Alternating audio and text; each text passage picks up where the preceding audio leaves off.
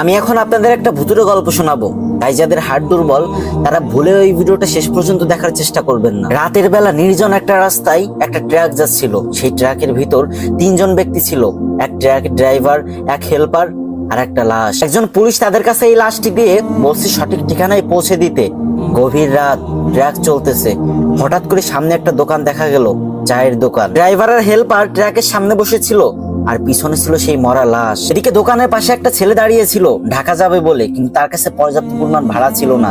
তাই সে ট্রাকের উপর উঠে পড়লো এবং অন্ধকারে কিছু দেখতে না পেয়ে উঁচু লাশের উপর বসে পড়লো। ট্রাক আবারও আপন গতিতে চলতে লাগলো। কিছুক্ষণ পরে লাশের উপর বসে থাকা ছেলেটি একটা সিগারেট ধরালো। একটু পরে ড্রাইভার হেল্পারকে বললো, এই দেখ তো লাশটা ঠিক আছে নাকি।